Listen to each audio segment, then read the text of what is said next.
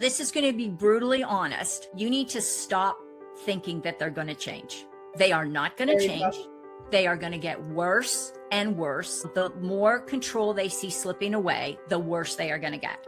Hey everyone, I'm Angeline Constantinou, and this is Her Unapologetic Voice. This podcast was created for women who lead but are done leading from apology. Here we have real, unfiltered conversations about boundaries, truth, and confidence. The kind of talks that remind you your voice is not something you find once, it's something you build.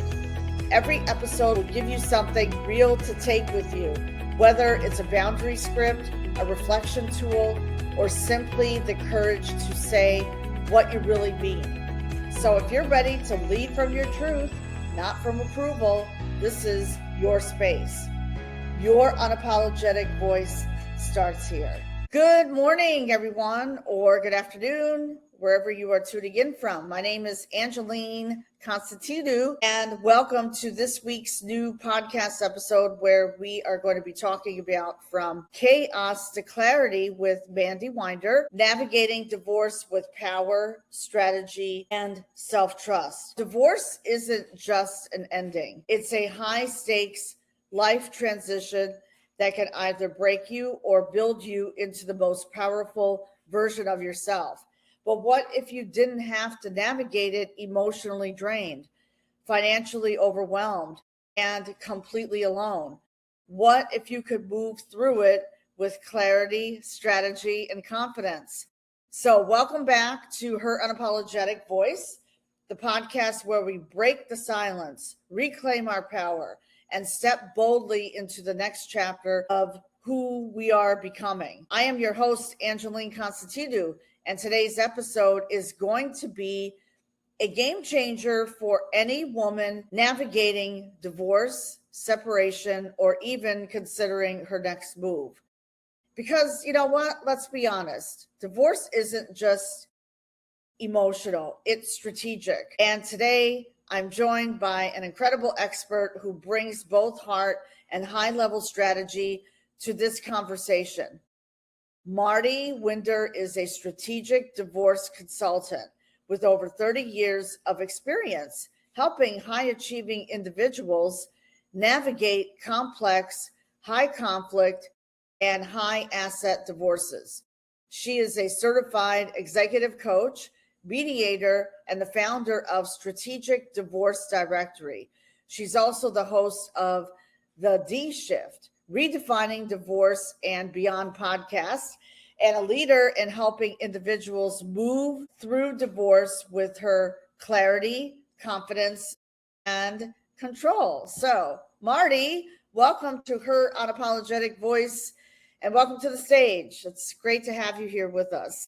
Angelina is just fantastic. I love your podcast. I love what you're doing to give voice to people who are navigating this, particularly getting out of high conflict and dangerous relationship situations. And it seems to be more visible. I hear more and more women coming out, and I feel that the divorce rate has gone way up. What is going on? Do you feel it's the ripple effect of COVID, or tell us a little bit about that? I think there's a whole bunch of things that are just coming, kind of converging all at one time. Interestingly enough, the overall divorce rate is actually going down. However, the group that we call the gray divorce. So some people define it as 50, 55, somewhere in there, 55 plus. That is the only divorce demographic that is going up, and it is going up dramatically. And so that's why that number looks like it's going up. It's really the one demographic that's particular. And I think for a lot of it is, I'm 62, and there was a time when women didn't have the means to go through divorce. They didn't have the financial understanding. Perhaps their spouse totally took care of all the finances.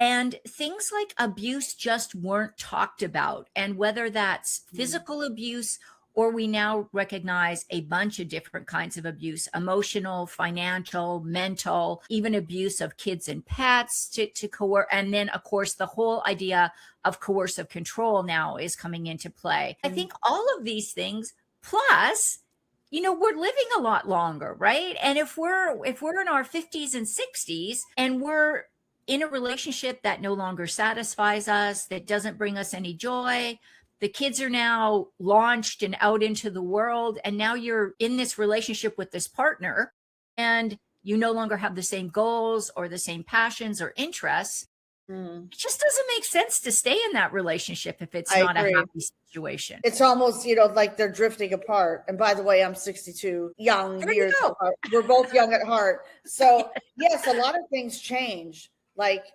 we grow, like for me, it was basically the same thing. Like you outgrow the marriage. You hear that a lot. Right. You don't share the same passion and vision. I have a question to ask you. What led you into this work? And was there a defining moment that made you say, this is what I'm called to do? It's kind of a long, convoluted story, and I'm not going to get really deep in the weeds. I went through my own divorce when I was in my mid 30s. And then I had a second marriage, and my second husband, had a massive stroke. I was his caregiver for 8 years, and then he passed away in 2017. And throughout all of this, my first relationship, there wasn't abuse in it. However, when we actually filed for divorce, then things kind of went sideways really fast. And what should have been a very simple, we had no kids, we were both financially able to manage ourselves, we both had good careers. Unfortunately, that's when all the conflict got going, and things that should have been really simple became really complicated, and other people got involved, and it was just a mess. And I remember thinking at that time, I was also training to be a family and divorce mediator. I'm from Canada. That's where I did my training. And I thought it should have been easy, and it just wasn't. Fast forward, moved down to Texas with my second husband, and he was from here. And I came down here and started working as a domestic violence client advocate, which I did for about 6 years.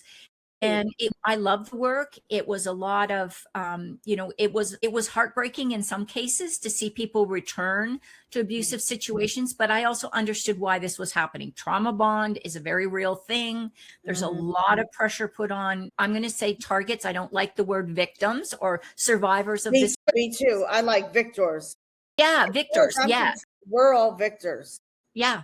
I did that for a few years, and then I was still doing the family and divorce mediation. I just saw so many women come to the table not knowing how to negotiate, not even understanding and no fault of theirs. They were just overwhelmed with the whole process, and quite often did not have the information they needed to be effective to navigate the whole process. And their attorneys quite often didn't even ask their clients what they wanted. They just said, you want this, you want this.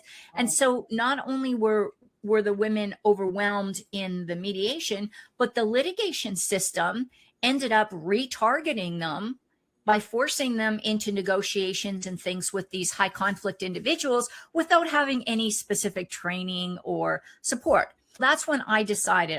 I can remember I was in a mediation with a very high achieving woman who was she ran her own business. But when it came to the divorce issue, she was so overwhelmed. And again, a lot of trauma bonding, a lot of abuse, particularly emotional and financial abuse going on. And I just remember then and there, I said, I can't be a neutral in this anymore, which as a mediator, that's what you are. I said, I really want to start focusing on working with these clients. That's when I did my training in high conflict divorce coaching and divorce transition coaching. And that's where I've been since 2015. See? Wow, what a story. But there are many high achieving women out there who do feel overwhelmed. Yeah. So what does it mean to approach divorce strategically instead of reactively? Instead of being reactive, I call it strategic and proactive. Yes, I love that. So the first thing is, I think we have to look at, first of all, how are you doing right now? And that means, like, where do you feel you are? How much information do you feel you have? Because what I find a lot of the overwhelm and the reactivity is fear-based. I don't know the numbers. I don't even know what I should ask for. I don't know if I can qualify for to assume the mortgage or to refinance the mortgage. Like there's all these details. And when you're dealing with that fear, it's overwhelming. That's the thing that you wake up at 3 o'clock in the morning worrying about. It's like, how am I going to take care of myself? Especially if you don't have access to that financial information. I start my clients really with, let's look at where you are, where are the gaps. And a lot of times it's just doing a little bit of detective work on your own, calling up. And now with online banking, we can get these financial records really easily. Start tracing money going in. Can you account for it then going out? And if you can't account for it, circle it. And that's where, that's where we're going to start. That's what you can take to your attorney and say, this is where I'm concerned. This is money that's leaking out of the account that I don't know where it's going. Sometimes, that's a strategic step. And then working on really understanding where are you struggling and what resources can we put in place to help you deal with that. Whether it's learning some emotional regulation techniques or whatever it may be. Right. And this is where it takes a team. And so maybe it's involving a therapist, or maybe it's talking to a certified divorce financial analyst to really understand your numbers. Or, there's so many professionals that you can pull in for a consultation, or sometimes a free consultation. Doesn't cost you a cent. And it can really help you build that level of confidence so that you can make those strategic decisions. Yes, and that's true. And for me, that's what I did. And this is 17 years ago. I know online banking. I bank statements like this. I went through everything, and because my lawyer said I have to know what the assets and liabilities are. That took a lot of time for me to prepare. Now with the resources that we do have with online banking, we can determine what money's going out and what's coming in, instead of waiting for the statement to come in. And unfortunately, yesterday I was talking to a young lady. She moved to Stewart. She's a Zumba instructor. And after the class, she confided in me that she lost everything, that she was married to, and now that I think about it, I wish that, that she knew what resources to tap into, because she told me that she lost everything. Money. I'm talking about money. Yeah. And her ex-partner ended up dying, her ex-husband, but apparently she didn't have a good lawyer, which is unfortunate. So like for her, it's a financial drain. Like it's financially and emotionally. She has one adult son. Right. And they have to work 2 to 3 jobs just to make ends meet. Yeah. And that's the concern I see is, so part of being strategic, and just Angeline, just to kind of piggyback on that, part of the concern is, how do you hire the right professional? And unfortunately, when I hear people that are choosing their attorney by their hourly rate, that really concerns me, because if you hire, nothing against any attorney. And I do believe, even if you're doing your divorce pro se on your own, at least hire an hour of attorney time to review your settlement. Because if you mess up your settlement and you file it through the court, you're going to have to hire an attorney to undo it anyhow. So you might as well get that legal review. And don't let your partner's attorney review it, because your partner's attorney is not there in your best interest. They are only required to be responsible to the person who pays them. So don't expect your partner's attorney to give you advice whether or not the settlement is in your best interest. I hear a lot of women say that. Well, my spouse is going to deal with that. And if you trust each other and everything is good, it's amicable, that's fine. But if it's not amicable, or you're not sure about the money, get another attorney, get your own attorney to review it. I agree. Absolutely. Absolutely. And that is so important. Let's talk about strategies, because we talked about that before. Where do you see women lose the most, emotionally or financially, during divorce? I think that's a really good question. And I think the thing that I see the most often for the strategy is people tend to go into mediation. I see men do this as well, but they tend to go into mediation with the idea of, I don't really know what I want. I'm going to wait till I hear what the other side offers, and then we'll negotiate off of that. If you do that, you're already in a bad spot. What you need to do is you need to go in, You need to clearly know your budget, know your finances, know what you're going to like. If you've never lived on your own before, or you've been married for 10 or 20 or 30 years, you don't know what the rate of renting an apartment is in your area. You need to do all that research, because if the cost of living in your area, I'm totally making up numbers here now. If the cost of living in your area is going to be $5,000 a month, and the support payment is $3,000 a month, $3,000 a month may look really good if you're not paying rent right now. But if then you have to start adding rent on, and groceries and utilities and property taxes and utilities and car maintenance, all of this stuff needs to be considered. That's the strategic part, knowing what your bottom line is when you go into like mediation or settlement conferences, or even talking to your attorney, knowing that bottom line.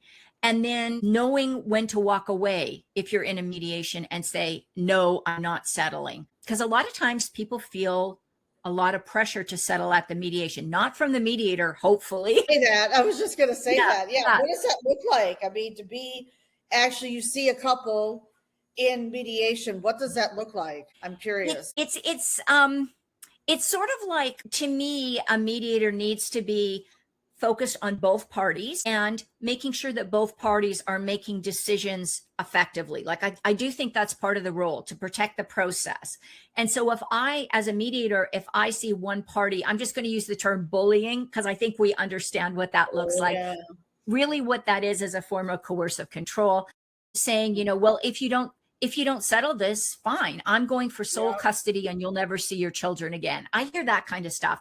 And that's one of the reasons I don't do as much family mediation anymore in these high conflict situations. But recognizing that one person is feeling under pressure, and being, as a mediator, I, at that point in time, take a break, separate the parties, get the opportunity to reality check with both of them what's actually going on in the room, and then having them come back together and ultimately make a decision. Unfortunately, I've sat at mediation tables and seen people accept really bad decisions, and there's not a thing I can do about it because I'm the neutral in the room. I can't tell them, this is a really bad decision for you. Have you thought about the tax? Have you thought about the tax implications? Simple little things that maybe people don't even think about. Like, if you're going to take a lump sum alimony support payment, which is common now because permanent alimony doesn't happen very often. Instead of paying out monthly over 3 or 5 years, again, I'm making up numbers, sometimes it works better to take a lump sum. You might not get quite as much, but then you can immediately invest that into whatever you want to start earning more money. The problem is, if you get a lump sum and you're currently only partially employed, or maybe have a lower level of income, you cannot use that alimony as income for applying for a mortgage. So you may, by taking that lump sum, you may eliminate your ability to refinance a home or even purchase a next home. All of these things have to be thought about before you get in. That's the strategy behind it. Angeline, really having a clear understanding of what do you need out of this process, and then walking away if you're not getting it. Are you a local business owner in Stewart looking to get your brand in front of the right audience? My name is Angeline, and I am the host and founder of Let's Break the Silence, a podcast dedicated to empowering women to heal, rebuild their confidence, and step into their next chapter. I'm currently partnering with a select number of local businesses who want more visibility and deeper connection with women who are actively investing in themselves, whether that's through wellness, beauty, personal growth, or lifestyle. This isn't just about advertising. It's about building real partnerships and highlighting businesses that are truly making an impact in our community. If that sounds like you, I would love to connect. Please send me a message or reach out. Let's collaborate and grow together. There you go. There you go. I love that. For women dealing with a difficult or high conflict partner, and I see that a lot, what is one mindset shift that can change everything for the woman dealing with a difficult or high conflict partner? Someone who's just going to continue to fight and coercive control, because you talk about coercive control. That's what my ex tried to do, and it didn't work. it Right. ended up backfiring. What is the strategy? So this is going to be brutally honest. You need to stop thinking that they're going to change. They are not going to There you change. go. They are going to get worse and worse. The more control they see slipping away, the worse they are going to get. And so I always tell my clients, let's hope for the best, but let's plan for the worst. And that means understanding what leverage do you have? Because there's, maybe, and again, maybe, they want the house, and that's going to be, if they see that as a win, and I'm putting that in quotes because nobody wins at a divorce, but That's if they true. see that as a win by getting the house, then is it worth your time, energy, stress, and money to fight them for the house? Or do you use that as leverage, get what you need to start up your new life somewhere else, and Right. give them the house as part of the settlement? Even if you end up losing a little bit financially, you're free and clear from them. I think that's the biggest mindset shift, because most people that are in relationships with these people, with these high conflict people, are extremely kind, willing to give people a million second chances. They always look for the good in people, and Yeah. they do remember the good times in the relationship, and they tend to forget the bad times. That's true. Here's what we need to do. We need to start looking at this rationally and understanding that this is a pattern of behavior. And for some women, that's hard to accept. When they start seeing that they were under this type of abuse, it's hard for them to reconcile that with the person that they wanted their partner to be. So working through that and making that mindset shift and saying, yep, this is going to be a long haul, and I'm going to be prepared for it so I don't get worn down and end up just giving in to just get through it. Exactly. I'm so glad that you brought that out. See, they are not going to change. Yeah. They will not change. And you're right. It's going to get worse and worse and worse and worse as time goes on. So, like for me, I didn't even fight about the house. I didn't want to bother. I wanted peace. He did buy me out. So we reached an agreement, which was good because that's what I wanted. But it's a lot of energy. Like some women will just like sit there. So with a woman how can a woman stay grounded when everything around her feels chaotic? There's all these things that are happening. And this is something I sense that you did really well, if you were able to do all that negotiation and get that settlement that you were looking for. But it really is important to have people that support you, people that understand what you are experiencing. I really recommend now that if my clients can, and it's not always possible, but see if you can't find an attorney that has some understanding of trauma-informed services, or look for a mediator that does these high conflict type cases that has special training in them. Because your case, the whole legal system is built on adversarial roles. Let's face it, it's a money-making platform for attorneys, for mediators, for, hey, I'm not going to gloss over what I do. I take a fee for the services I provide for my clients too. So you want to make sure, if you're going to be spending your money with anybody in the divorce professional field, including a financial advisor and all that kind of good stuff, you want to make sure that you get somebody who understands that this is not the same type of divorce as Mr. and Mrs. Smith, who are parting company amicably and really want both each other to walk out of the mediation in the best possible place, given this is the number of resources we have to split up. A high conflict case is not that way. I often say this, your partner uses the scorched earth philosophy. They would rather burn everything to the ground than let you get anything that they think that's going to make you feel like you got to win. And again, they don't understand that divorce is not competitive. And so you need to have professionals on your team that understand you, that can support you. And also, if your friends and family members don't get this and are saying, oh, you're so dramatic about this, he's such a nice person. Like a lot of covert narcissists, they look really good in public. They may be saying, oh, he's not that bad. I've even had clients, honestly, I've had clients in the last 2 years tell me that they talked to their attorney and their attorneys told them it couldn't have been that bad because you wouldn't have stayed for this long if it was really that bad. If you want to be working with a professional that understands this whole cycle and how much being in the presence of that high conflict person has eroded your self-confidence, your ability to make decisions.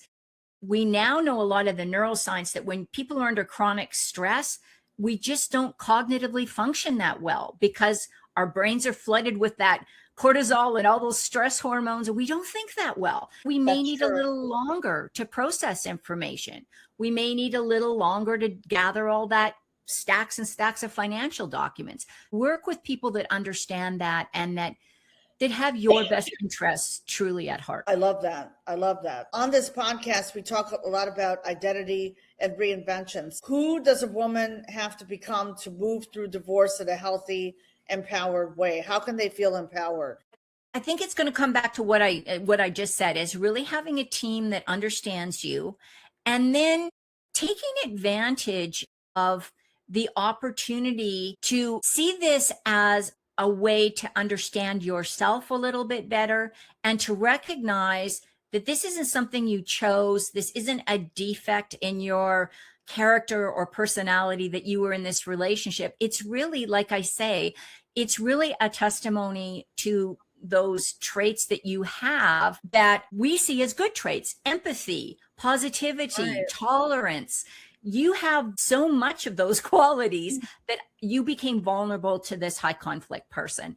So recognizing that and acknowledging what you've come through. I mean, it takes a lot of courage to leave an abusive relationship, regardless of the type of abuse that's going on. It takes a lot of courage. Recognizing that courage and starting to trust in yourself again, that is the best way that you can rebuild yourself and walk through this divorce and walk out of it and say, yeah, I'm sorry I went through that, but I learned a lot and I'm a better person for it. And you really can do that. Yeah.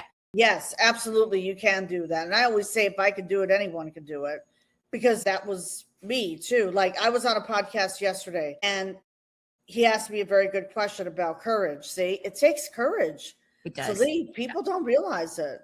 It takes courage to leave. It takes planning to leave an abusive relationship, because the violence happens after you leave. You have to be very, very, very careful, So how do you help your clients release the emotional weight of the past so they can step into their next chapter? I started doing this last year. I went through my master level hypnotherapy certifications. I work with a lot of clients post-divorce on just releasing all of that. I'm going to call it negative energy. I'm not a real super woo person, but I do believe, we're all vibrating at a different level, and we can, like, energy wise. And, we were talking about this before we got on the recording. You can tell somebody's energy level right off the bat. Yeah. And when you're going through, like, think about yourself, when you're going through something that's difficult or awful or sad or heartbreaking,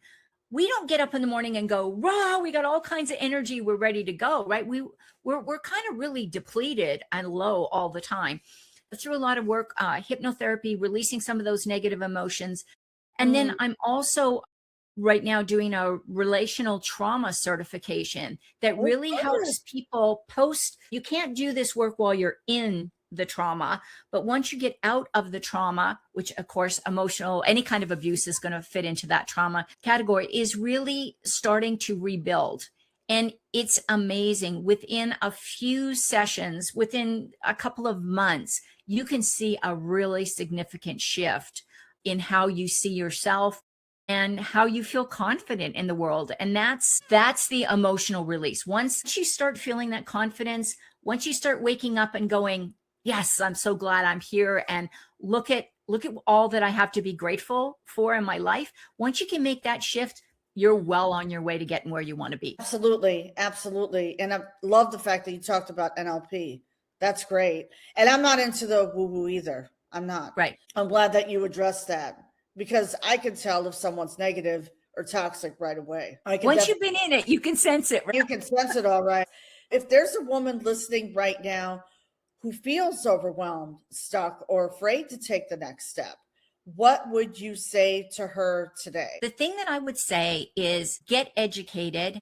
And like Angeline, like you said, is make a very strategic plan for how you're going to get out of the situation.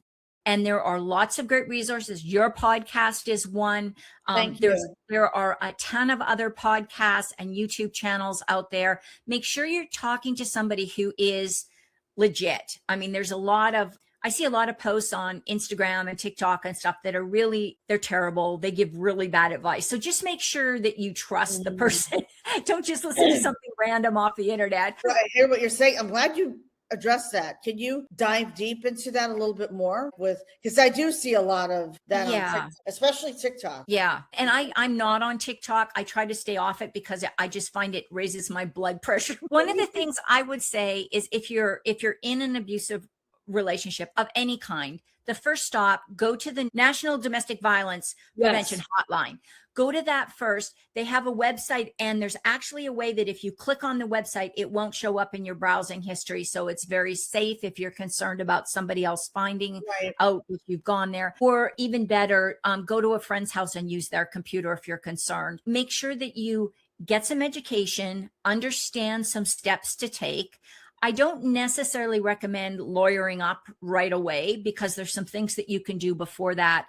Definitely make sure if you are able to do it, grab as much of the financial documentation as you can, including life insurance policies, health insurance policies, any kind of crypto information that you know, any other kind of assets that are there.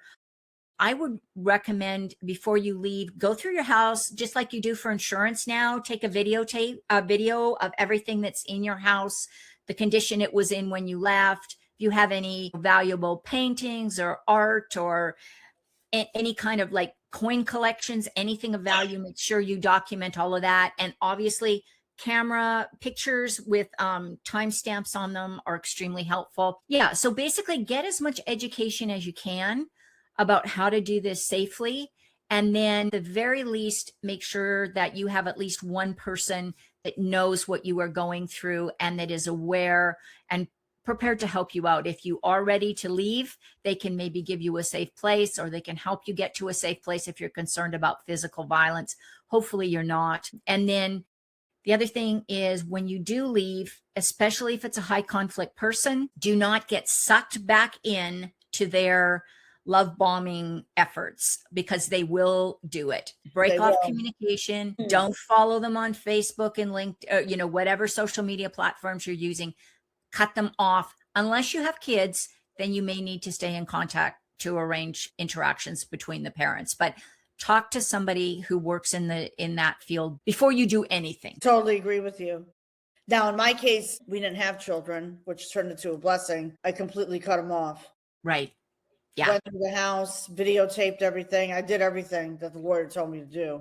Great. And with one thing I just want to throw in here is with the kids, if you believe that the children are in an unsafe situation, talk to an attorney because you could potentially obtain a protective order or a order of protection to limit access to the kids by that high conflict person. However, they're not as easy to get as just going in and saying, this is what has happened. Quite often, they're going to require some kind of evidence or some kind of information, very specific information. But one thing not to do is don't take the kids and not provide any access, because that can end you up in some legal hot waters. If you've got children, you will want to speak to an attorney about how you can safeguard those kids if you have some concerns. And thank you for pointing that out. Thank you so much for pointing that out.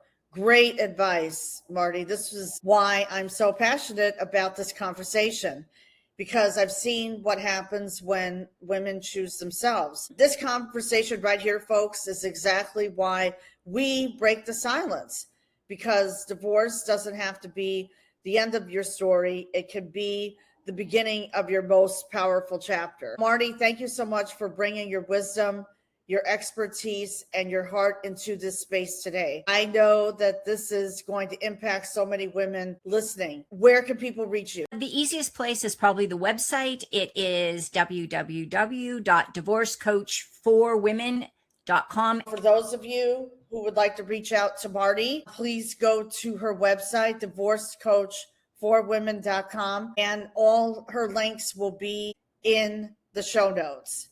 So, final what I want to ask is, what is a special inspiration that you would like to share today with our audience who is tuning in, who are navigating right now divorce for women? Okay. So you are stronger than you think, and you can ask for help. There are lots of professionals that are very willing to give up their time, and just trust in yourself. If you don't feel like the relationship is safe, it's not a safe place to be. Great advice. I love it. I love it.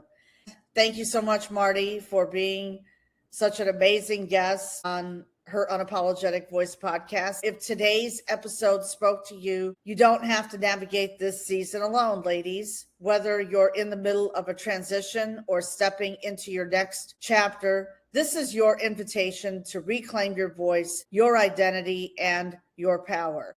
So please be sure to subscribe to Her Unapologetic Voice on YouTube and on Spotify and Apple and all the live streaming platforms that you listen to. Please share this episode with a woman who needs to hear this special message today. And if you're ready for deeper support, I invite you to connect with me directly, because your next chapter is waiting for you. And it starts the moment you decide to choose yourself. Thank you, everyone, for tuning in, and wish you all an amazing day. Bye for now. Thank you for listening to Her Unapologetic Voice. Every conversation here is meant to help you build confidence from the inside out and find strength in your own words. If today's message resonated, follow the show and share it with a friend who's ready to lead from who she truly is. You can also connect with me on social media at Her Unapologetic Voice podcast for updates and behind the scenes insights. Remember, confidence begins when you stop apologizing for your truth and start speaking from it. I'm Angeline Constantinou, and I will see you in the next episode.